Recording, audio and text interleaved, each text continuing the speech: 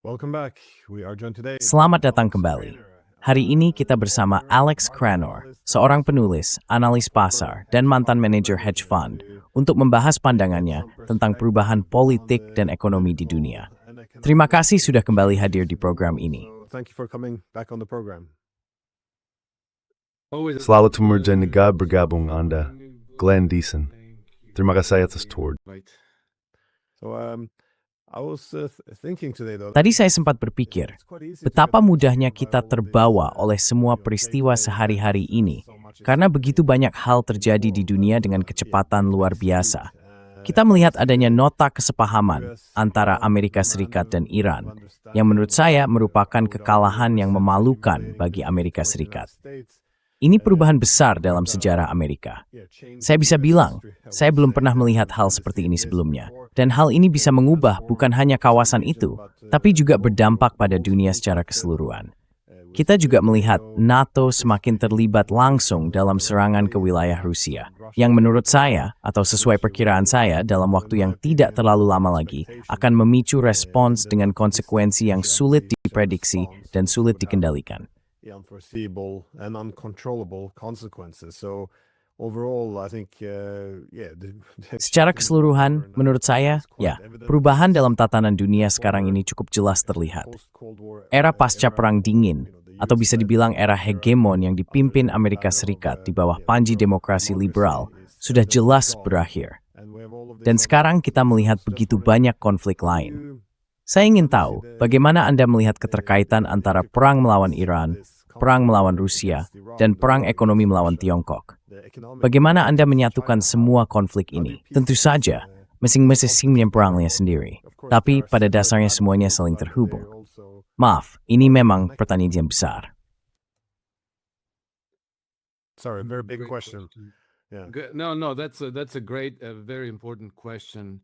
Enggak, itu pertanyaan yang sangat bagus dan penting banget. Dan bukan mau terdengar seperti kaset rusak, tapi saya pikir kita memang harus selalu melihat semua konflik di berbagai belahan dunia ini sebagai benturan antara dua sistem pemerintahan. Ya, ini menurut saya jelas. Dan inilah yang membuat perang antara Amerika Serikat dan Israel melawan Iran, perang antara Ukraina dan Rusia, serta ketegangan internal di negara-negara Eropa, di Inggris, di Amerika Serikat, Kanada, Australia, semuanya bagian dari konflik yang sama. Dan dua sistem pemerintahan itu pada dasarnya adalah kekaisaran kolonialis Barat dengan struktur kekuasaannya melawan semua pihak lainnya. Saya rasa semakin jauh konflik ini berjalan, semakin jelas terlihat bahwa sebenarnya antar semuanya seperti yang tadi kamu sebut sangat-sangat dalam. Jauh lebih dalam dari yang kita kira. Dan jadi ya, to matter sengal ukilias Robert Lowe, menyebutkan hasnat tentang kasus pemerkosaan kelompok di Inggris. Into the gang rapes in Great Britain, and that's a story that has almost died. Dan itu adalah sebuah kisah yang hampir terlupakan, padahal sudah berlangsung selama puluhan tahun.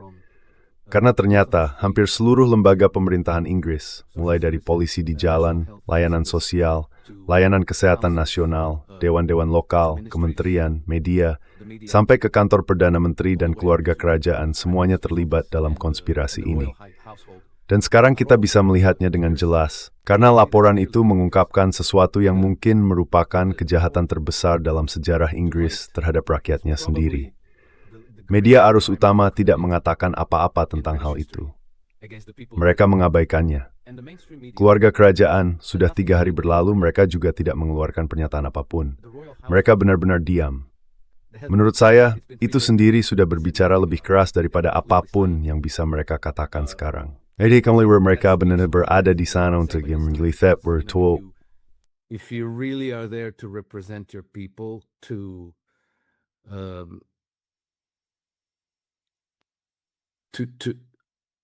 let's say if you had a protective attitude towards your people. Katakanlah, kalau kamu benar-benar punya sikap melindungi terhadap rakyatmu, kamu pasti sudah marah besar di luar sana. Tapi tidak ada suara sama sekali. Dan di saat yang sama, Raja Charles yang sama, baru beberapa minggu lalu, berbicara di hadapan sidang gabungan Kongres Amerika Serikat menyerukan Perang Dunia Ketiga. Pemerintahnya juga sudah berkomitmen mengirim 150.000 drone ke Ukraina, tanpa bersuarsit bahwa drone yang dipakai sewarnyi Rusia. Tentu saja saya tidak bermaksud menyorotis Inggris saja. Meskipun merupakan perumpamaan dari Lord of the Rings, mungkin ada Mordor Florida kekaisaran Kuei Spirit. Western colonialist empire. But all of the Tapi semua ini, kerusakan seperti ini sudah menjangkiti banyak bagian dunia, terutama di barat. Karena begini, kalau kita bicara soal pemerkosaan beramai-ramai, mungkin kelihatannya tidak ada hubungannya dengan perang di Iran atau nota kesepahaman itu. Tapi sebenarnya semuanya saling terkait.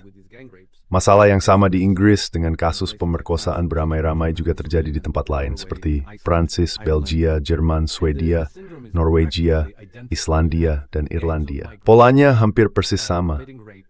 Ada kelompok migran yang melakukan pemerkosaan dalam skala besar, dan tanggapan pemerintah terhadap kasus-kasus ini juga sama. Menuduh siapapun yang berbicara sebagai pelaku kejahatan kebencian, lalu menanggapinya dengan cara yang makin keras untuk menekan apa yang disebut kejahatan kebencian itu, menghukum para korban, bersikap sangat lunak terhadap pelaku, melindungi mereka, bahkan memberi mereka anonimitas. Protecting them, providing them anonymity, and it goes on and on. And Dan ini terus berlanjut. Sangat-sangat aneh bahwa hal ini terjadi bukan hanya di satu negara, bukan di bawah satu pemerintahan, di mana kita bisa bilang ya mungkin ada sesuatu yang melenceng di Inggris. Tapi ini terjadi di seluruh sistem pemerintahan yang seolah disalin dan ditempel di mana-mana dan hasilnya selalu sama. Pada dasarnya dalam semua isu penting, semua pemerintahan itu mengambil posisi yang hampir identik. Waktu pandemi, semuanya patuh. Semuanya menegakkan kepatuhan. Saat perang antara Rusia dan Ukraina pecah, reaksinya sama, berpihak di sisi yang sama. Sama juga dalam hal toleransi terhadap genosida di Gaza, tepi barat, dan Lebanon. Posisi mereka sama persis. Begitu juga dengan cara mereka menanggapi kejahatan terorganisir di dalam negeri, dan dengan cara mereka merespons perang antara Amerika Serikat dan Iran. Same response to war between United States and Iran. And now we're starting to see all this. Dan sekarang kita mulai melihat semua ini mulai sedikit terurai. Tapi kekuatan yang mendorong dunia barat, sistem pemerintahan barat ke arah ini, mereka tidak akan pernah menyerah. Mereka tidak akan berhenti. Mereka akan terus berusaha menguasai dunia, menguasai Iran, Rusia, Tiongkok, Venezuela, Kuba, negara-negara di Amerika Selatan. Dan ini bukan soal Trump, bahkan bukan soal pemerintahan tertentu, bukan juga soal Keir Starmer. Kita tahu geng pemerkosa itu sudah ada sejak seperti yang big, thick, beiders and marbot. Kinal nito tertichain yung forced toro stek, yang mungkin step berbet outline. It probably goes back centuries. The desire to destroy the United States. Keinginan untuk menghancurkan Amerika Serikat sudah ada sejak awal berdirinya Republik Amerika. Semua konflik ini punya wujud di dalam negeri dan juga di luar negeri. Menurut saya, geng pemerkosa dan kejahatan terorganisir bersama dengan LSM, penguasaan media, infiltrasi, dan pengambilalihan struktur pemerintahan dan sebagainya, itu semua adalah unsur internal dari konflik ini. Sedangkan perang-perang kolonial adalah unsur eksternalnya. Tapi perjuangannya selalu sama. Selalu tersuang dua sistem pemerintahan. Saya tidak menyebutkan sistem terhaling swords karena tidak penting. Ray. I didn't mention what the other system of governance is because it doesn't matter. It's anybody who doesn't submit. Anybody who fails to. Siapapun yang tidak mau tunduk, siapapun yang gagal mematuhi. Tujuan akhirnya adalah menciptakan satu tatanan dunia global. Apapun sebutannya, entah itu tatanan global berbasis aturan, Pax Judaica, Pax Americana, atau apapun namanya. Tapi semua orang harus tunduk, harus patuh, harus taat. Dan siapapun yang tidak melakukannya akan dibatalkan, dibunuh karakternya, dibunuh secara fisik, dikenai sanksi, dikucilkan, dijadikan musuh, atau diserang secara militer. Menurut saya, logika dari konflik yang terjadi sekarang ini sudah sampai pada titik di mana saya rasa tidak akan berhenti sampai salah satu pihak benar-benar kalah. The ultimate defeat of either one side or the other. Because karena mereka memang berhenti. Dan kamu tahu, kita bisa lihat contohnya di Iran. Iran sudah jadi sasaran selama puluhan tahun. Mereka terus mencoba. Nggak ada titik di mana mereka bilang, oke, sepertinya itu nggak berhasil, jadi mari kita berdamai dan bersikap baik pada Iran. Kalau mereka mau memanfaatkan 35 triliun dolar sumber daya alam mereka dan mengembangkan ekonomi serta masyarakatnya sesuai cara yang mereka mau, ya saya harus kita biar juga. Tapi itu perintah Rizky. Ronald Reagan membom Libya pada 1986. Gaddafi selamat. Pemerintahan Gaddafi setelah bertahan. Gaddafi survived. Gaddafi's government survived. Did they give up trying to destroy Libya? No, they didn't. Ultimately, Apakah mereka berhenti mencoba menghancurkan Libya? Enggak, mereka nggak berhenti. Pada akhirnya mereka benar-benar menghancurkan Libya. Dinasti Al-Assad di Suriah bertahan selama puluhan tahun dari berbagai bentuk serangan, melalui proksi, sabotas, upaya pembunuhan, penyusupan, sampai akhirnya mereka disingkirkan. Mereka disingkirkan di awal tahun 2015. Hal yang sama juga terjadi pada Iran, pada Rusia, dan pada negara manapun yang menolak tunduk pada kekaisaran kolonialis Barat.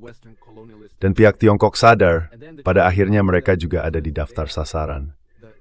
Jadi, dunia nggak punya pilihan lain selain melanjutkan pertarungan ini sampai tuntas. Dan mungkin Trump sendiri sudah merasa cukup. And so Trump himself may have had enough. In fact, he probably had enough. And I think that Sebenarnya dia mungkin sudah cukup. Dan saya pikir akan sulit bagi mereka untuk mendorong Trump berperang lagi melawan Iran. Meskipun sekarang ada informasi yang beredar bahwa alasan Trump menerima kekalahan memalukan dalam nota kesepahaman itu adalah karena mereka hanya ingin menundanya. Seperti yang terjadi dengan perjanjian Minsk sampai ada momen besar berikutnya. Ya, itu mungkin saja. Tapi kemungkinan besar bukan Trump yang akan melakukannya. Akan ada orang lain, karena kesinambungan sistem pemerintahan melampaui satu pemerintahan saja. Jadi untuk saat ini, kita punya alasan untuk sedikit optimis, tapi konflik ini tidak akan berakhir. But the conflict is not going to end. Well, I agree this has been going on for quite some time. Ya, saya setuju. Hal ini sudah berlangsung cukup lama. Tapi harus diakui, pada tahun 90-an dan Seberang tampak stabil.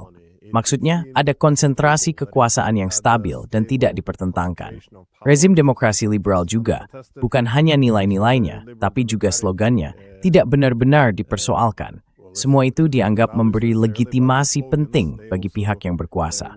Intinya, gagasannya adalah bahwa dunia barat secara kolektif mendunia, tapi demi kebaikan semua orang. Dan pandangan itu, pada dasarnya, diterima bukan hanya di barat, tapi juga sering kali di luar wilayah barat.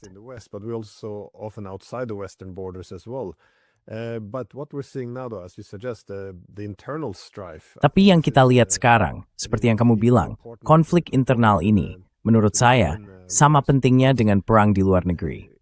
Karena saya terus berpikir, sampai kapan hal ini bisa bertahan? Seperti yang kamu katakan, mengabaikan kepentingan nasional secara mendasar seperti ini jelas gak bisa terus-menerus. Krisis ekonomi yang sedang terjadi sekarang bukan sekadar guncangan kecil. Ini adalah masalah mendasar dalam ekonomi yang sedang runtuh. Kita lihat proses deindustrialisasi, krisis keuangan, dan ancaman kegagalan dolar, serta mata uang lain. Kita lihat kebawaan bernavigasi sekarang digantikan dengan terhadap dan perompakan, pemerintah keberatan atau berantakan pun media. Not disputed by the politicians or the media. We see a very fanatical foreign policy. Kita melihat kebijakan luar negeri yang sangat fanatik. Semua hal dianggap sebagai pertarungan antara kebaikan dan kejahatan. Kita selalu seolah-olah sedang melawan Hitler yang baru. Kita menerima keadaan perang yang terus-menerus ini. Tampaknya kita tidak punya masalah untuk merangkul ISIS di Suriah. Kita bisa mengutuk atau malah mencoba melegitimasi ketika para fanatik itu membantai warga sipil. Kita bisa merangkul kaum fasis.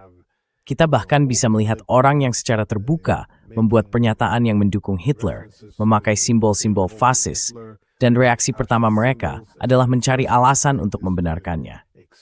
Seperti yang kamu bilang, dengan santai, ada yang menyerukan Perang Dunia Ketiga, bahkan dari kalangan bangsawan Inggris. Sekarang sudah tidak ada lagi rasa takut terhadap perang nuklir. Semua itu dianggap sepele. seolah-olah mengabaikan rasa takut itu adalah tindakan bermoral. Karena itu seknya, itu mempermainkan. That's fair because it's nuclear blackmail. We can back a genocide, participate in Kita bisa saja mendukung genosida, bahkan ikut terlibat di dalamnya.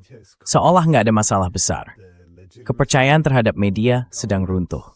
Legitimasi pemerintahan juga ikut runtuh. Maksud saya, Scholz sekarang cuma punya sekitar 15% tingkat persetujuan. Dia disusul oleh Macron dan Starmer yang juga sama-sama menurun. Dan ya, di seluruh Eropa, keadaannya juga nggak jauh lebih baik. Seperti yang kamu bilang, oposisi dikriminalisasi, terutama di Jerman, di mana mereka menyerang AfD, partai terbesar di sana, tapi sekarang malah dianggap sebagai organisasi ekstremis. Di Rumania, mereka bahkan membatalkan hasil pemilu. Dan ya, daftar contohnya masih panjang.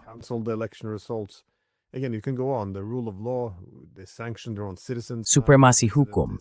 Sekarang mereka malah memberi sanksi pada warga negaranya sendiri. Perbedaan pendapat ditekan habis. Propaganda yang begitu masif dan menyesakkan ini nggak pernah berhenti. Rasanya, kalau boleh disimpulkan, bukan cuma soal hegemoni, tapi juga soal runtuhnya legitimasi. Ada sesuatu yang sedang terjadi di dalam masyarakat. Kalau Anda menilai dari sisi keberlanjutan, latar belakang Anda juga banyak di bidang ekonomi. Bagaimana Anda melihat ini? Menurut Anda, apa yang akan retak lebih dulu? Apakah keberlanjutan ekonominya atau aspek politiknya? Maksud saya, ini jelas nggak akan berhasil, atau justru akan berujung pada kekalahan atau hasil militer. Defeat or outcome. The economic collapse is coming. It's a mathematical certainty. Kehancuran ekonomi sedang datang. Ini sudah pasti secara matematis. Tapi kejatuhannya tidak akan seperti tahun 1929 di Amerika Serikat atau masa depresi di tahun 30-an. Yang akan terjadi lebih mirip dengan resesi stagflasi, di mana inflasi terus meningkat. Jadi uang akan makin lama makin kehilangan nilainya. Ini akan memperparah krisis biaya hidup di seluruh dunia barat. Mungkin tidak di seluruh dunia, tapi di wilayah itu. Dan kayaknya akan memicu gejolak sosial. Kita tahu apa yang akan terjadi. Kemampuan beli petajahin situasi seperti ini sebelumnya. Dulu para penguasa selalu memonopoli media, dan mereka telah difortif berdalikan narasi. They had it relatively easy to control the narratives. Right now, this is not the case anymore because we have. Sekarang situasinya sudah berbeda. Kita punya internet, media sosial, dan percakapan seperti ini, podcast misalnya. Banyak sekali orang yang membuat konten dengan kualitas luar biasa, yang kemudian membangkitkan semangat publik dan mendorong orang lain untuk menelusuri setiap detail dari krisis yang sedang kita hadapi. Dan kita bisa lihat, orang-orang yang berkuasa tampak putus asa mencoba mengalihkan kemarahan ini ke musuh dari luar. Sehari sebelum laporan penyelidikan Rupert Lowe dipublikasikan, pasukan komando SAS Inggris menaiki kapal tanker Rusia di Selat Inggris. Tindakan itu ilegal. Tidak ada caranya menurut hukum internasional, hukum laut, atau konvensi PBB manapun. Any kind of international law of the seas, UN conventions, it was just flat outright act of piracy. Itu benar-benar tindakan pembajakan terang-terangan. Mereka menyeret kapal itu ke perairan teritorial Inggris, lalu mengklaim punya yurisdiksi atasnya. Jadi, itu jelas sekali merupakan provokasi terhadap Rusia. Setelah itu, Rusia mengirim sebuah fregat ke Selat Inggris, dan ada kapal cepat sipil yang tampak seperti akan menabrak fregat itu. Nah, kalau kamu seorang pelaut atau komandan Rusia di kapal itu, kamu pasti akan mengira kapal kecil itu adalah drone yang akan menabrak dan meledak. Untungnya pihak Rusia mencegah insiden yang lebih besar dengan menembakkan suar terlebih dulu, lalu melepaskan tembakan peringatan.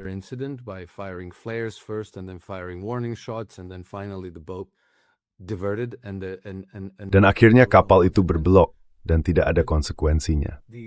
Tapi sekarang, keinginan yang membara dari pihak Inggris, maksud saya bukan orang Inggris seperti Roger Waters atau Jeremy Clarkson, tapi orang-orang di pemerintahan, adalah untuk benar-benar memulai perang. Tujuannya untuk mengalihkan kemarahan rakyat ke musuh dari luar, yang jelas adalah Rusia. Jadi ketika tidak ada apa-apa yang benar-benar terjadi di Selat Inggris atau di laut, mereka pun membuat Ukraina mengatur serangan drone terbesar yang pernah terjadi ke Moskow. Dan Moskow pun terbangun pada pagi hari di bulan Oktober, yaitu kemarin, dengan pemandangan yang benar-benar seperti kiamat. Well, that was yesterday. No, two absolutely apocalyptic scenes. Like Moscow looked like it was. Moskow waktu itu kelihatan seperti baru saja dibombardir oleh sekutu. Jadi jelas ada upaya yang sengaja dilakukan untuk memicu perang. Karena itu cara paling efektif untuk mengalihkan perhatian dari krisis dalam negeri. Ketika uang ambruk, ketika rak-rak toko kosong, ketika apotek kehabisan obat, ketika orang bahkan nggak bisa dapat jadwal ke dokter, ya semua disalahkan ke Rusia. Lalu mereka menabuh genderang patriotisme supaya para pemuda bukannya memberontak di dalam negeri, justru dikirim untuk mati di garis depan timur. Hal seperti ini sudah pernah terjadi di Perang Dunia Pertama. Dan saya yakin itu dilakukan dengan sengaja, karena sudah jadi semacam pola yang terus diulang. Because it's become a kind of a meme to. Untuk mengejek para jenderal Perang Dunia Pertama karena ketidakmampuan mereka. Kamu tahu, itu sudah jadi semacam fakta budaya. Kita lihat di sitkom, di film, di mana-mana. Jenderal-jenderal yang nggak paham kalau dunia sudah berubah, bahwa musuh punya senapan mesin dan sebagainya, tapi tetap mengirim gelombang demi gelombang prajurit menuju kematian yang pasti, tanpa alasan yang jelas. Tapi nggak ada yang bertanya apakah ini disengaja. Kalau kamu pelajari kehidupan dan pekerjaan Jenderal Sir Douglas Haig, kamu akan sadar bahwa itu hampir pasti disengaja. Orang itu tahu persis apa yang dia lakukan, tapi dia sendiri bertanggung jawab atas kematian sampai 2 juta tentara Inggris, laki-laki usia militer. Lebih mudah menyingkirkan mereka di medan perang asing, daripada membiarkan mereka pulang dan mulai bertanya-tanya. Hei, kenapa anak perempuan dan perempuan kita diperkosa, dan gak ada yang melakukan apa-apa?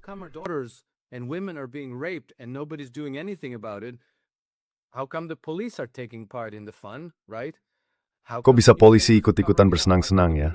Kok bisa koran-koran nutupin, kok bisa media, kok bisa keluarga kerajaan juga begitu? Nah, begitu orang mulai nanya hal-hal kayak gitu, legitimasi sistem itu mulai runtuh. Dan begitu legitimasi sistem jatuh, arah berikutnya hampir pasti menuju revolusi atau perang saudara. Kita punya misalnya Profesor David Betts dari King's College yang sudah banyak menulis dan bicara soal ini. Dia bilang, perang saudara sekarang sudah tak terelakkan, bukan cuma di Inggris tapi juga di sebagian besar Eropa Barat. Semua kondisi untuk terjadinya perang saudara, kalau dilihat dari preseden sejarah, bukan cuma terpenuhi, tapi dia bilang benua itu sudah tersusun secara eksplosif, siap meledak jadi perang saudara. Dan sekitar setahun yang lalu, dia bilang hal itu bakal terjadi dalam waktu 5 tahun. About a year ago, he was saying that this would happen within 5 years. So that would mean that now. Jadi itu berarti sekarang waktunya tinggal sekitar 4 tahun. That's very close. Itu sangat dekat. Jadi bagi orang-orang yang berkuasa, pertanyaannya adalah apakah kita ambil risiko menghadapi gilotin, atau kita lakukan apapun yang bisa memicu perang melawan Rusia, lalu memobilisasi seluruh masyarakat supaya semua laki-laki pergi berperang melawan Rusia, dan semoga saja tidak pernah kembali. Nah, disitulah posisi kita sekarang. Dan dasar dari semua ini adalah krisis ekonomi. Kemarin inflasi terus melaju. Warjenis mekanis mat small and burning disting. Gedem persek nihek and our death ink mer death. And it's going to be spilling out into the streets. And with this inquiry that came out 2 days ago, Glenn, Dan dengan penyelidikan yang keluar 2 hari lalu, Glenn, sekarang sudah nggak bisa disangka lagi, kelompok penguasa itu adalah musuhnya. Selama ini mereka terus mempertahankan narasi bahwa kalau kamu bicara soal geng pelaku pelecehan, berarti kamu rasis. Mereka bilang, sebagian besar pemerkosaan dilakukan oleh pria kulit putih. Mereka benar-benar mengatakan itu. Tapi sekarang menurut saya, bendungan itu sudah jebol. Sudah jebol. Dan saya rasa kemarahan masyarakat sekarang mulai tersalurkan. Dan itu akan melanda Inggris seperti tsunami. Dan bukan cuma Inggris, karena hal yang sama, meskipun mungkin dalam skala yang sedikit lebih kecil, juga terjadi di Norwegia, di Swedia, di Belgia, di Prancis, di Jerman, di banyak negara. Jadi kita sedang melihat masa depan yang penuh dengan ketidakpuasan yang dalam dan meluas. We're looking at a near future of deep, profound discontent. It is interesting though that throughout history you always Menarik ya, sepanjang sejarah, kita selalu melihat bahwa ketika ada krisis legitimasi besar dalam suatu sistem politik, hampir selalu kemarahan dan frustrasi itu dialihkan ke musuh dari luar, dan akhirnya memicu perang. Tapi, kalau hal seperti itu terjadi di masa sekarang, biasanya langsung dianggap teori konspirasi atau kegilaan sayap kanan. Padahal, kalau kita mundur sedikit dan melihatnya dalam konteks sejarah yang lebih luas, polanya jelas terlihat. Seperti yang kamu bilang, saya juga pernah mewawancarai David Betts di kanal ini. Dia meneliti sejarah perang saudara, mengikuti apa yang terjadi di dalam masyarakat. Dan bisa dibilang ya, hal yang sama jelas sedang terjadi di sini.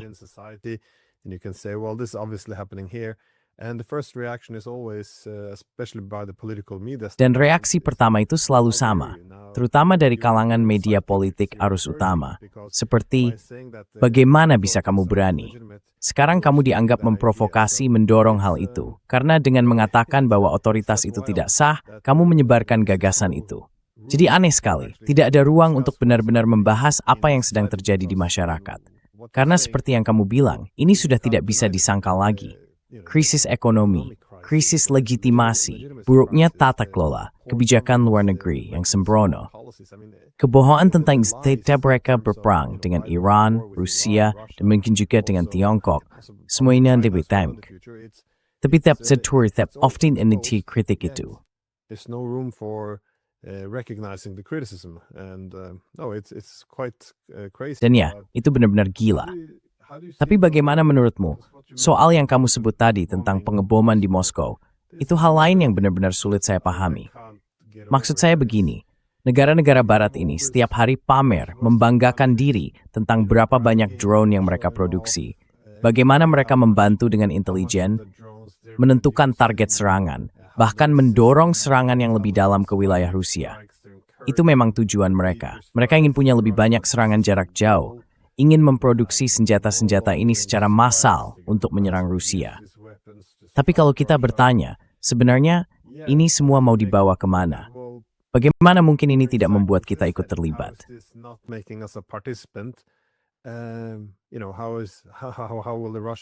Kau tahu bagaimana mungkin Rusia tidak bisa membalas terhadap Barat? Karena ya ini nggak masuk akal. Nggak ada dasarnya. Biasanya orang akan meneriakkan bahwa Rusia pantas mendapatkannya. Atau mereka seharusnya sudah memikirkan hal ini, ya keluar saja dari Ukraina. Tapi nggak ada yang mau membahas pertanyaan sebenarnya, yaitu bagaimana mungkin ini tidak membuat kita ikut terlibat. Dan sejauh mana hal ini membuat Rusia mustahil untuk tidak membalas. Menurut saya, naluri bertahan hidup kita, ya kita sudah hampir nol di sini. Sepertinya akal sehat sudah hilang. Yang tersisa cuma slogan-slogan emosional. Dan kau tahu, semua orang soal harus bersatu dalam kebencian. Ini entahlah. I don't know. Ya, tapi begini. Saya pikir mereka melakukan ini dengan sengaja karena mereka ingin membuat situasinya sesulit mungkin supaya Rusia tidak bisa menahan diri untuk tidak merespons. Mereka sangat ingin Rusia bereaksi karena mereka sedang kehilangan legitimasi di dalam negeri.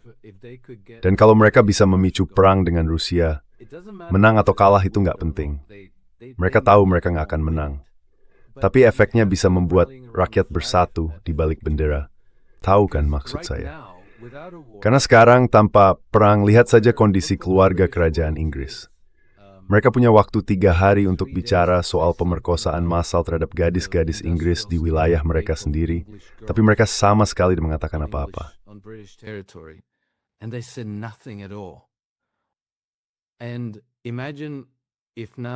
Bayangkan kalau tiba-tiba Rusia menyerang Inggris. Pasti akan banyak orang yang langsung berkata, demi raja dan negara, dan mereka siap berperang. Karena itu, kelompok penguasa sangat ingin perang ini benar-benar terjadi. Vladimir Putin tahu dia tidak boleh memberi mereka hadiah seperti itu, karena itu akan jadi hadiah Natal terindah yang bisa mereka harapkan. Sekarang mereka bahkan sudah tidak repot-repot lagi menyangkal keterlibatan mereka. Dulu, di tahun 2022 dan 2023, semua orang sangat berhati-hati. Karena waktu itu mereka bilang, kita nggak bisa kasih senjata ini. Nanti Ukraina bisa menyerang jauh ke dalam wilayah Rusia, dan kita akan dianggap ikut terlibat. Dan itu bisa membuat mereka berisiko terlibat perang langsung dengan Rusia. Put us at risk of war against Russia and so forth. So, there was a lot of hesitation, for example, to give Jadi begini, dulu ada banyak keraguan, misalnya soal pemberian jet tempur F-16, karena pesawat itu bisa membawa senjata nuklir. Jadi mereka benar-benar ragu. Banyak pihak yang meskipun mendukung Ukraina sangat menentang langkah itu. Tapi sekarang, situasinya seperti semua dikeluarkan saja. Tidak peduli lagi. Mereka bahkan seolah-olah mengumumkan, ini kami, lihat kami yang melakukannya. Orang Ukraina hanya menekan pelatuknya, tapi kami yang menjalankan dan merencanakannya. Inggris, Keir Starmer pergi ke Ukraina pada bulan Januari 2025, tepat sebelum Donald Trump dilantik, dan dia menandatangani perjanjian kemitraan 100 tahun dengan Ukraina. Salah satu poin dalam perjanjian itu adalah dukungan Inggris untuk Ukraina dalam pengembangan perang menggunakan drone. support for Ukraine in developing drone warfare. So it's out there, and now they announced that they will. Jadi itu sudah terjadi. Dan sekarang mereka mengumumkan, sebenarnya kamu men-tweetnya pagi ini atau kemarin, bahwa mereka akan memasok 150.000 drone ke Ukraina. Dengan tujuan yang jelas agar Ukraina menggunakannya untuk menyerang Rusia. Jadi begini, kalau saya menembak seseorang dan kamu yang membawa peluru serta semua yang saya butuhkan untuk membunuhnya, kamu sepenuhnya terlibat. Kalau kamu orang biasa, kamu pasti akan berusaha menutupi hal itu. Tapi kalau kamu benar-benar menginginkan perang, kalau kamu haus akan eskalasi, kamu bukan hanya tidak akan menutupinya, kamu malah akan mengiklankannya secara terbuka.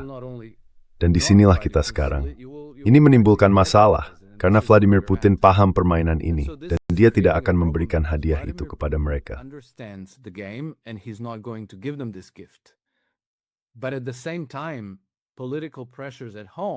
Tapi di saat yang sama, tekanan politik di dalam negeri makin besar, sampai pada titik di mana Vladimir Putin mungkin nggak bisa lagi menahan ini, seperti longsoran salju yang sebentar lagi turun.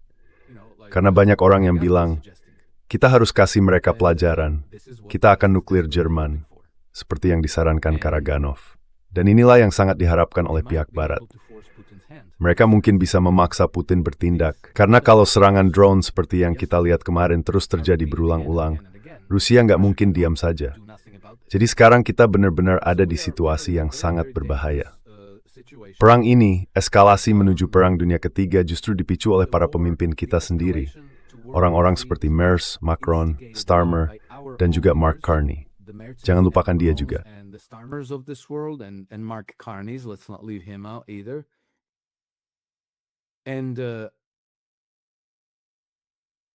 Dan kalau melihat sejarah, mereka memang diuntungkan, karena jauh lebih mudah untuk meningkatkan ketegangan daripada menahan diri. Menurut saya, disinilah peran kita sebagai masyarakat untuk melawan. Karena kalau masyarakat menunjukkan kepada para pemimpin bahwa kita tahu kemana arah mereka, kita tahu apa yang mereka lakukan, kita tahu bahwa mereka ingin mengorbankan para pria dan anak-anak kita dalam perang besar. Lalu apa? Mereka akan meninggalkan anak-anak dan perempuan kita dalam keadaan rentan, di bawah belas kasihan para imigran mereka. Jadi para pria usia militer harus sadar dengan apa yang sedang terjadi. Dan mereka harus menolak untuk berperang. Itu memang sangat sulit, karena orang-orang Ukraina juga tidak ingin berperang. Mereka dipaksa. Jadi saya rasa kita sedang memasuki masa yang berpotensi benar-benar revolusioner.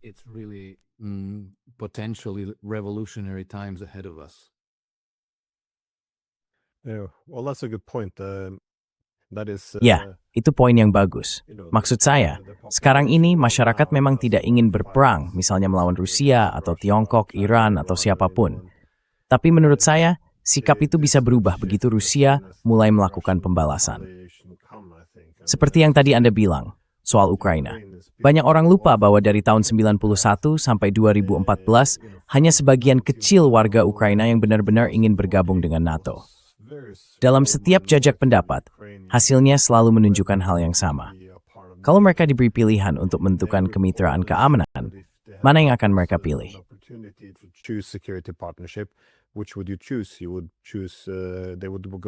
Kita bisa bilang mereka akan memilih berpihak ke Rusia. Atau idealnya mereka nggak harus jadi bagian dari blok manapun. Tapi waktu itu memang condong ke Rusia. Tapi tentu saja, begitu Yanukovych dijatuhkan, lalu unsur-unsur ekstrem dimasukkan ke pemerintahan, dan Rusia merespons. Ya, dari situ bisa dibangun terus. Bangun kekuatan militer Ukraina, pastikan setiap jalur menuju perdamaian disabotas, persenjatai mereka habis-habisan, dan akhirnya, sesuatu yang 20 tahun lalu terasa mustahil, sekarang jadi perang mereka.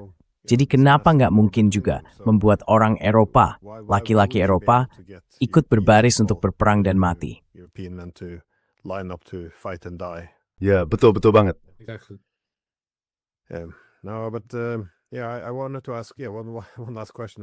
Saya ingin menanyakan satu pertanyaan terakhir, bukan tentang Rusia, tapi ya, masih ada kaitannya. Bagaimana Anda melihat peran Iran dalam hal ini?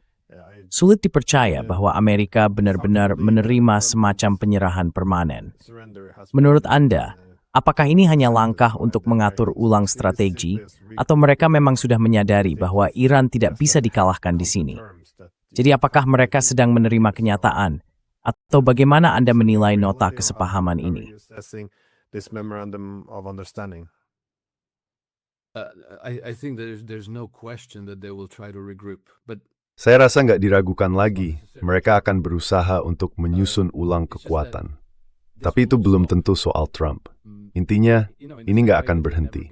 Seperti halnya mereka nggak pernah menyerah menghancurkan Suriah, mereka juga nggak pernah berhenti di Libya, Irak, dan seterusnya.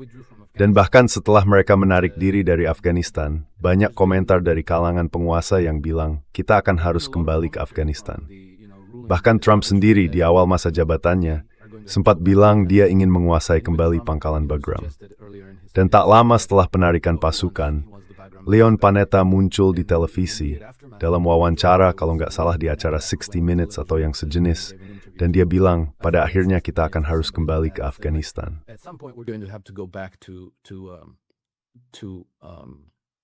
Afghanistan. So there's no question that they're going to regroup and Jadi, nggak diragukan lagi mereka akan menyusun ulang kekuatan. Mungkin itu nggak akan terjadi di masa Trump, tapi apapun kekuatan di masyarakat, apapun mekanisme yang pada akhirnya mengambil alih pemerintahan dan memaksanya bekerja untuk kartel perbankan, untuk menggerakkan masyarakat demi perang kolonial, mekanisme itu masih ada. Nah, misalnya kalau kita bicara soal Iran, kita tahu Iran sudah jadi target perubahan rezim sejak serangan 11 September, kan? Wesley Clark bilang, setelah serangan itu, di Pentagon mereka membicarakan rencana untuk menjatuhkan 7 negara dalam 5 tahun. Itu tahun 2001, artinya mereka sudah berencana mengganti rezim Iran paling lambat tahun 2006. Tapi itu nggak terjadi. Mereka kesulitan besar di Libya dan juga kesulitan besar di Suriah. had a lot of difficulty with Libya, they had difficulty with Syria, but it never stopped. The juggernaut never stopped. Tapi kekuatan besar itu nggak pernah berhenti, And now we took on nggak Iran. pernah mundur.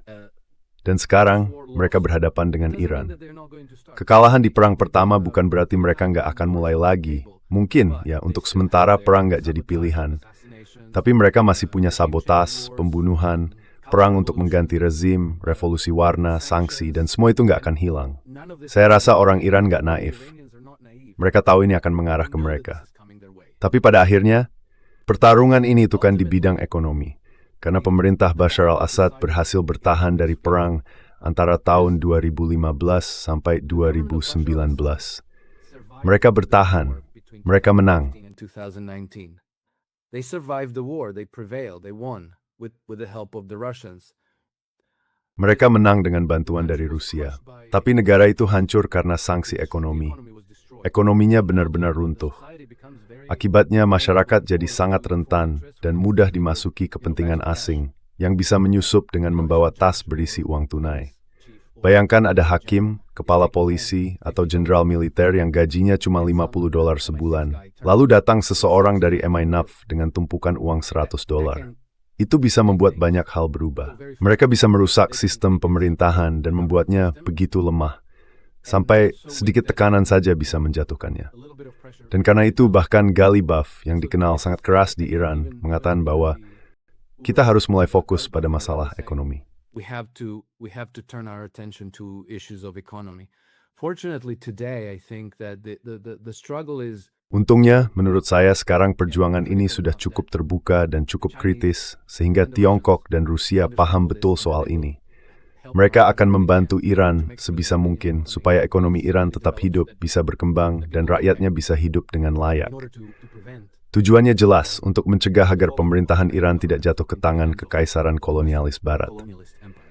Tapi para pemangku kepentingan dari kekaisaran kolonialis ini, bagi mereka, perjuangan ini juga soal hidup dan mati.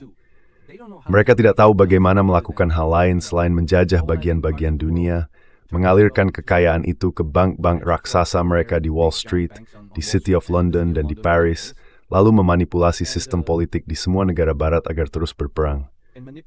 Jadi hal itu tidak akan berhenti.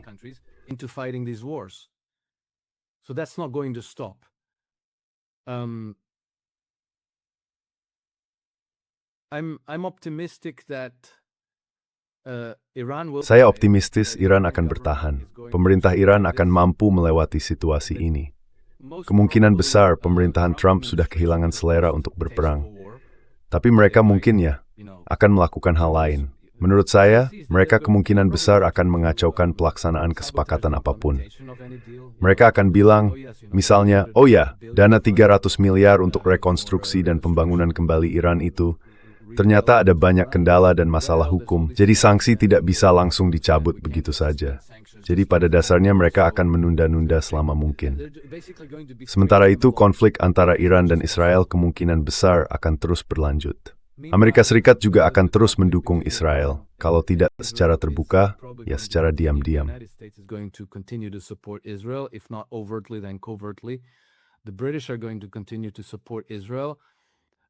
Inggris akan terus mendukung Israel.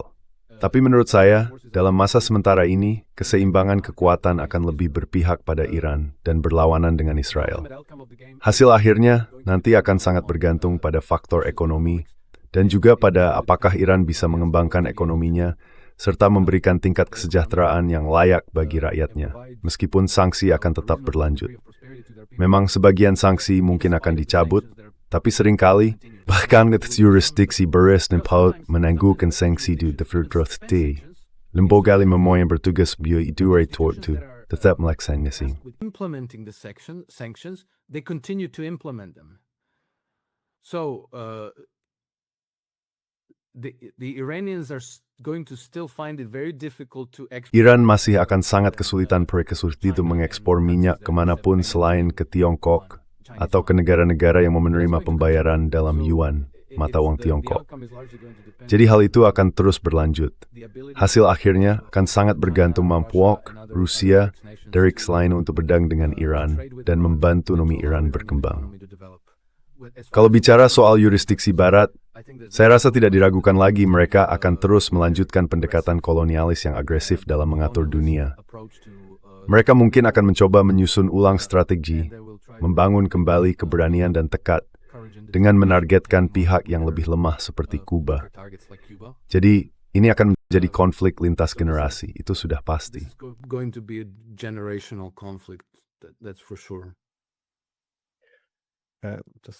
Final thought. What you said about Wesley Clark. Ya, pemikiran terakhir. Apa yang kamu bilang soal Wesley Clark? Saya pikir, ya, itu poin yang bagus banget. Maksud saya dia itu jenderal bintang 4 yang sudah pensiun dari Angkatan Darat Amerika Serikat. Dia juga pernah jadi panglima tertinggi sekutu NATO di Eropa. Jadi dia orang utama di sana. Dia bisa duduk di atas panggung dan bilang ke penonton bahwa dia punya dokumen dari Pentagon yang menyatakan, ya, rencananya adalah menjatuhkan 7 negara dalam 5 tahun. Negara-negara itu adalah Irak, yang memang mereka serang, lalu Libya, Suriah, Lebanon, Somalia, Sudan, dan terakhir Iran. Dan sekarang kita tahu, Amerika memang mengejar semua negara itu. Tapi kalau kita lihat ke media politik arus utama, apa yang mereka bilang? Katanya semua perang itu terpisah, nggak ada hubungannya satu sama lain. Semuanya cuma soal kepedulian kemanusiaan.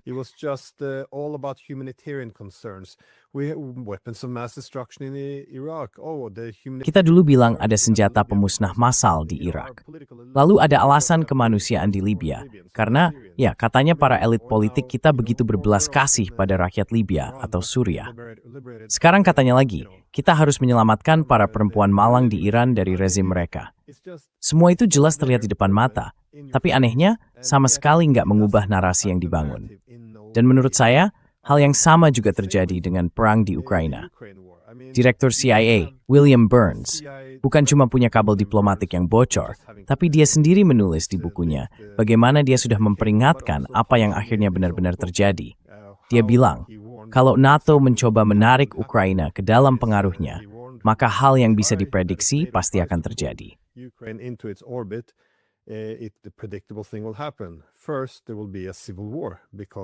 Pertama, akan terjadi perang saudara, karena sebagian besar warga Ukraina tidak ingin bergabung dengan NATO, terutama di wilayah timur.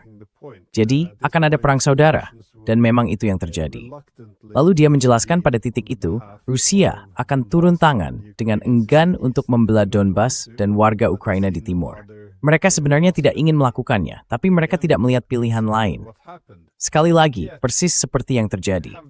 Namun, fakta itu ada dan didukung oleh banyak tokoh politik, militer, dan intelijen di seluruh Barat. Tapi bagaimana hal itu memengaruhi narasi yang beredar? Tidak sama sekali. Semua orang tetap mengulang hal yang sama. Ini sepenuhnya tanpa provokasi. Katanya, Putin suatu hari bangun dan tiba-tiba ingin memulihkan Uni Soviet. Jujur saja, kita benar-benar hidup di dunia yang sudah lepas dari realitas.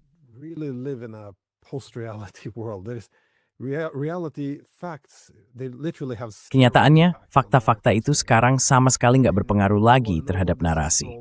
Maksud saya, semua ini dijual dengan alasan, ini demi kepentingan kita, ini yang harus kita perjuangkan, bahkan mati untuk itu. Dan tentu saja, yang jadi hiasan di atasnya adalah klaim bahwa semua ini demi membantu rakyat Ukraina. Yang sebenarnya sudah dikhianati NATO di setiap kesempatan, diabaikan terus-menerus, bukan cuma selama 12 tahun terakhir, tapi saya kira selama 22 tahun terakhir. Luar biasa ya. Tapi begitu kita menyampaikan hal ini, langsung dibilang, oh itu narasi Rusia, itu omongan Kremlin, atau teori konspirasi. Padahal ini propaganda seperti yang bilang sebelumnya. Rasanya mencekik. Sulit dipercaya bahwa kita sampai di titik ini, di masyarakat yang katanya liberal, demokratis, dan terbuka. Jadi, sebelum kita akhiri, ada pemikiran terakhir yang ingin kamu sampaikan.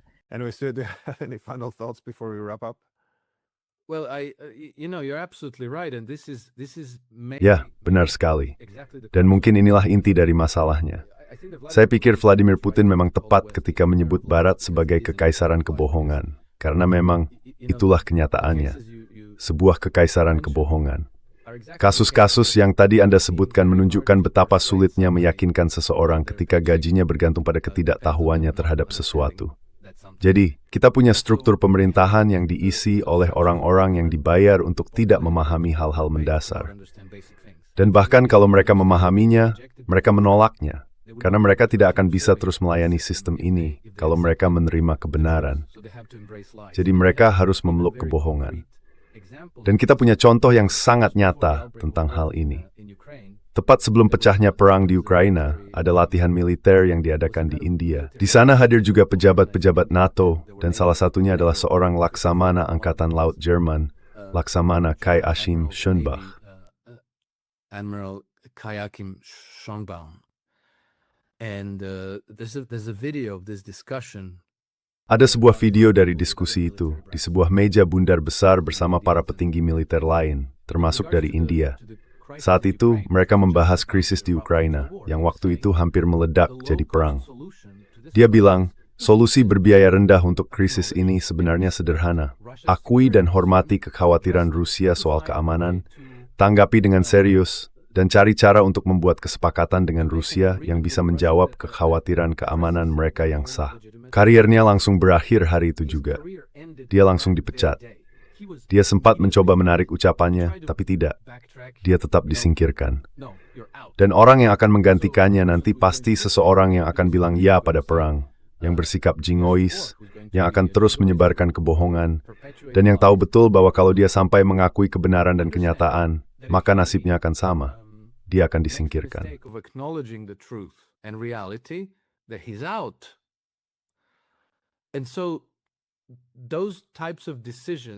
Jadi keputusan-keputusan seperti itu sudah diambil ribuan kali di setiap titik penting pengambilan keputusan dalam seluruh imperium kebohongan kita.